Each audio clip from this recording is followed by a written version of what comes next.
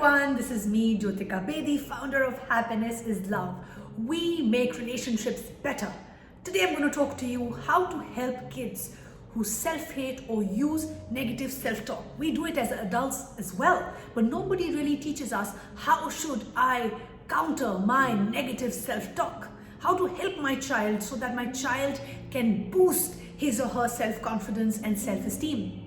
We often, parents, hear kids say negative things about themselves all the time. I have a 17-year-old teenager and I know I'm not alone because we all struggle with our teenage son saying, I'm so stupid, I'm so dumb, nobody likes me. And of course, I am so fat, I am so ugly, no one likes me.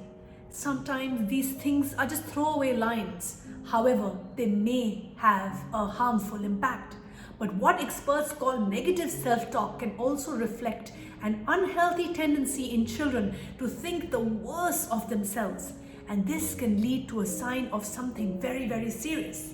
As a parenting coach, I am very, very keen to share, to learn, and so that together we can learn and grow to be our better selves so that we can understand that we parents have the greatest influence on our children and what is it that we need to do in order to help our children build and boost their self-esteem and their self-confidence. So let me quickly share with you what is self-talk. Self-talk is essentially our inner dialogue.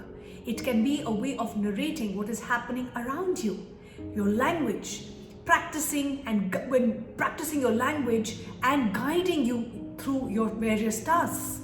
While self-talk is often constructive, it can also go the other way. We all engage in self-critical behavior from time to time. I do it, I'm sure you do it too, we all do it. And it isn't an immediate cause of concern. However, it's useful to think about why your child might be talking down on herself or himself when it might really reflect a problem. So let's break it down a little bit so that we can understand what is this concept and how can I truly help my child so that my child is able to practice more positive self-talk and is aware, has an awareness of catching, checking and challenging her negative self-talk. So let's understand what is globalized thinking first. Kids often make statements about themselves that reflect all or nothing thinking. For example, let me help you understand. When a child doesn't do well, let's say in a soccer game, and explains, I stink at soccer, I'm the worst, I'm such a loser. This kind of globalized thinking persists. It affects how children think and feel about themselves in general. Then we have the perfectionism. I have 3 children. One of my twin daughters is definitely someone who has perfectionist tendencies because children who set impossibly high standards for themselves are prone to engage a lot in negative self-talk. These perfectionists can be so hard on themselves that they run themselves down trying to reach a goal which sometimes is unrealistic. I struggle and I'm sharing this with you, and as a parent my goal really is to be aware, to be cognizant of how my child is speaking to herself. Too cool for school. Sometimes the self-deprecating, I am so going to fail that test, I'm just so worthless, can be a form of social protection. For older kids in particular, the social sphere becomes really important. In certain social circles, it may not be cool to be smart, and obsessing over appearances may be a way to fit in with the popular kids. Or maybe the child is trying to beat others to the punch by making negative statements first. So what are the other ways? There are attention seeking as well. Sometimes children may engage in negative self-talk, verbalized out loud in an attempt to manipulate others or in an effort to get attention. For example, a child may try to guilt parents by talking about what a horrible child he is and how he deserves to be punished. Sometimes there is also lack of resilience. This is something that I have noticed in my professional capacity of working with teenagers and young adults.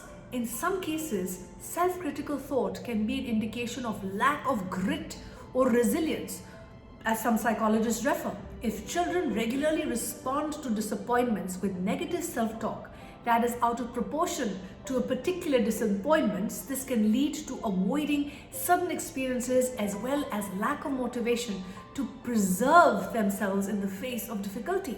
This is very important to note.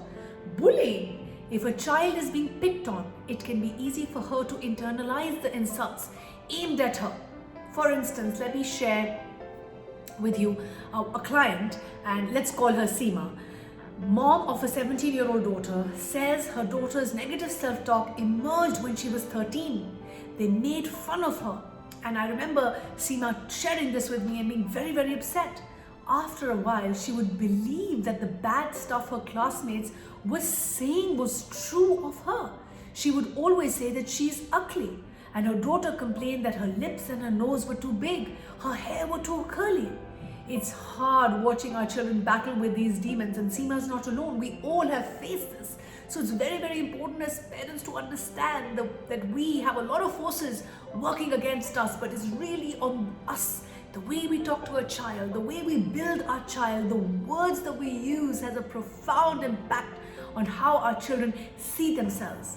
And that's why I tell my all three children that they are the wisest, kindest, most magical beings, because I know whatever I will believe, they will become. So it is very important as parents to be aware of our own critical dialogue and help our children counter their negative self-talk. So question is, when to worry?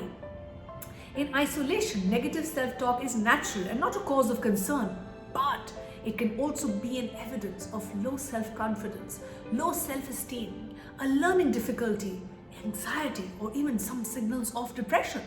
These are signs to look out. So as parents, I want to share with you the negative self-talk. If it is persistent and pervasive, you need to be vigilant.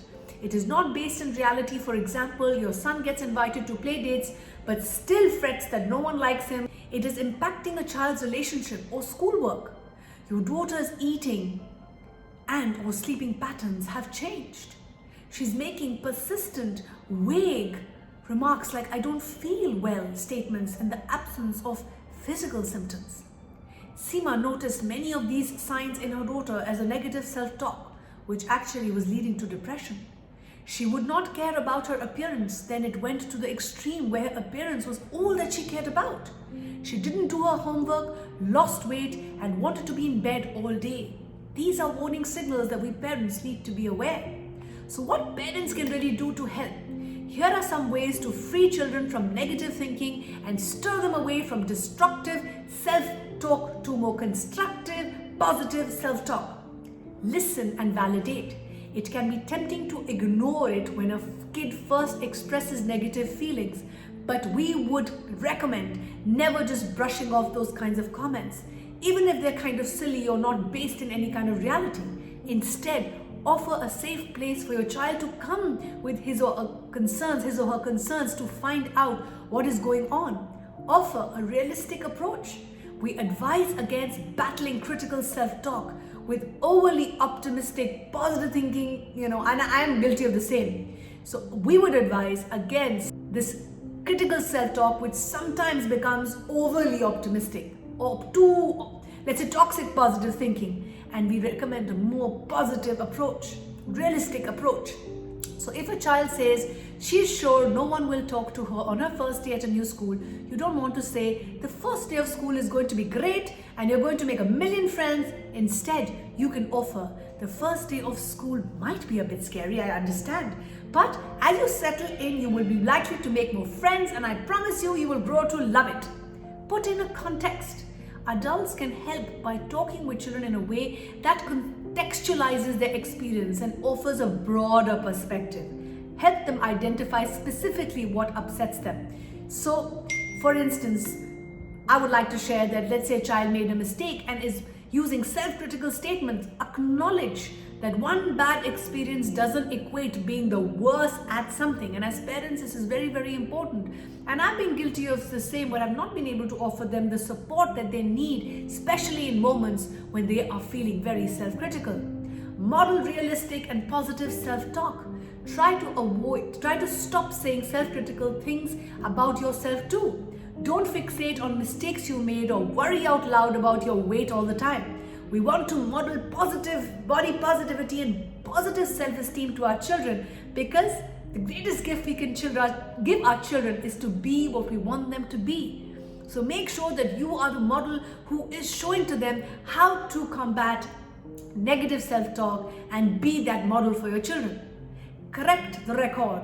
Catching yourself in the midst of making a negative statement can create a valuable teaching, learning moment for you and your family. Say you burn something and you're yelling something you burnt and yell in frustration, "I'm a terrible cook." Continue the conversation in front of your children with something like, "Actually, I'm a pretty good cook most of the time.